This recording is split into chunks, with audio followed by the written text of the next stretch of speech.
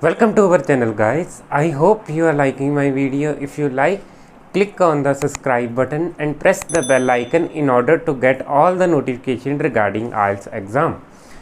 Guys, I know you are trying in the quarantine and the lockdown days, and now today I have some new video regarding the tips and tricks of true false not given. So most of the student fail to crack the true false not given. बहुत सारे student जो जिनके true false गलत हो जाते हैं, not given में confusion होती है। सो उनके लिए ये टिप्स एंड ट्रिक्स है so that they can achieve the higher band in the reading section. So without any wait let's get started.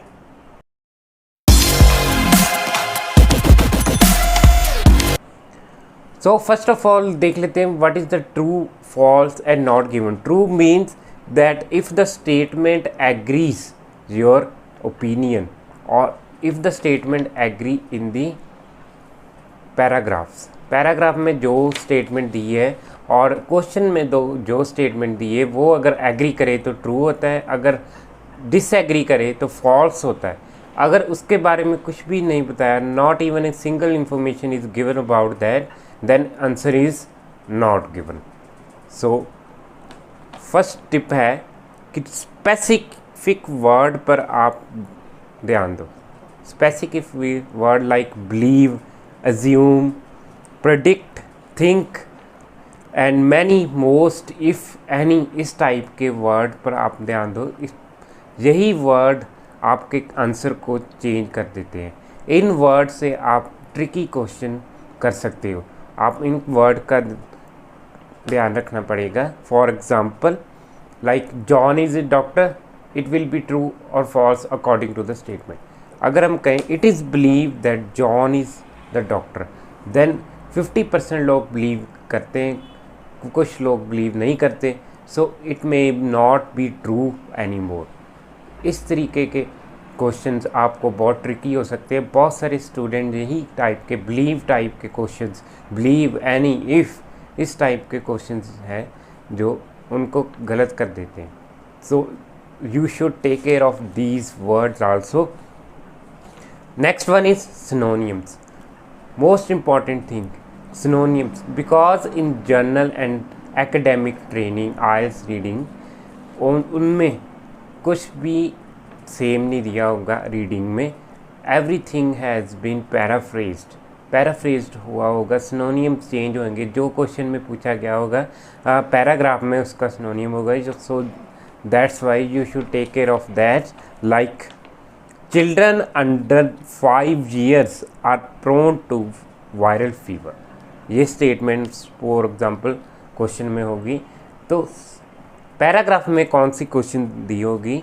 Toddler are vulnerable to viral fever. So जिस student को children का सिनोनियम toddler पता है वही इस question को solve कर सकता है। चिल्ड्रन का सिनोनियम यहाँ टॉडलर यूज़ किया है एंड वनरेबल का सिनोनियम प्रोन यूज़ किया है। प्रोन्स मीन वनरेबल हो सकते हैं, उनको फीवर हो सकता है। So this type of the questions you have to grab it soon so that you can obtain the knowledge of synonym की synonym और synonym की knowledge होनी बहुत ज़रूरी है। So that's why only you can do the true false not given question in the IELTS reading section. As you know that academic reading has most of this vocabulary, so you have to improve your vocabulary as much as possible so that you can grab it more marks in the reading exam. I hope you are liking my video. If you are liking, please hit that like button and subscribe button and press the bell icon also in order to get all the notification regarding IELTS exam. So next move करते हैं। Next one is read carefully. Read carefully means you have to read the questions and paragraph carefully. For example, you have found the answer. Answer आपको paragraph में एक line में found हो चुका है, मिल गया है। सो आप उसका वही लाइन ही उसके ऊपर की 2 लाइंस और नीचे की 2 लाइंस भी रीड करें। कई बार नॉट, इफ़, बट के साथ वो कंट्राडिक्ट की होती है, तो आप अगर ट्रू लगाना चाहते हो तो कई बार वो आंसर फॉल्स होता है।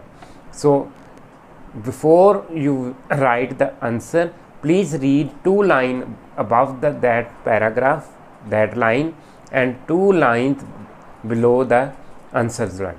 सो आंसर लाइन के 2 लाइन्स ऊपर वाली और 2 लाइन्स नीचे वाली भी अच्छी तरह रीड करें, so that you can understand the all the complete process of the answer. Next one is yes no not given. कुछ स्टूडेंट्स सोचते हो कि येस नो नॉट गिवन और true false not given same है। Yes it is same, but to some extend minor सा difference है, बहुत ही माइनर सा difference, that yes no not given में सिर्फ स्टडी, रिसर्च, उस टाइप के क्वेश्चन दिए होंगे। ट्रू फॉल्स नॉट गिवन में इस टाइप के क्वेश्चन नहीं दिए होंगे। सो सिर्फ रिसर्च होगी, जहाँ पर किसी की स्टडी होगी, कोई एक्सपेरिमेंट किया होगा, उस पर क्वेश्चन आंसर येस नो के साथ हो गए। सो येस का मीनिंग क्या है कि अगर आपकी स्टेटमेंट ऑथर के साथ मेल करती है, वेरीफाई करती है, एग्री करती है, सो that's why you answer is yes. अगर नहीं करती तो नॉट, नो, एंड अगर उस स्टेटमेंट के बारे में कुछ नहीं कहा गया तो वो that's not given statement. And last tip is that no skimming and scanning, means don't do skimming and scanning in this type of the question, true false not given.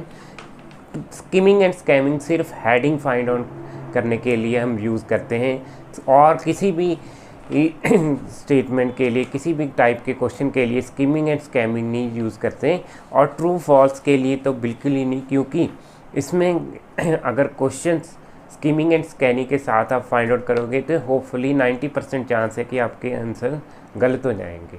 क्योंकि for example if you found, as we have discuss that we have to read thoroughly above 2 lines and before 2 lines nearby to the answer. Answer के nearby 2 line ऊपर और 2 line नीचे पढ़नी पड़ेंगी। कई बार answer contradict कर देता है, no that's why, it's type के क्वेश्चन वर्ड के साथ।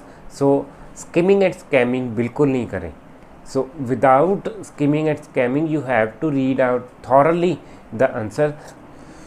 So these are the main tips of true and false not given questions. I hope you have understood all the tips and tricks, all these 5 tips. If you follow these tips, अगर आप follow करेंगे तो definitely आप good score आप IELTS reading में पा सकेंगे। So I hope you have liked my video. If you like, click on the subscribe button and press the bell icon in order to get all the notification regarding IELTS exam. Share this video as much as possible so that everybody could get help. Thank you so much guys. Thank you so much.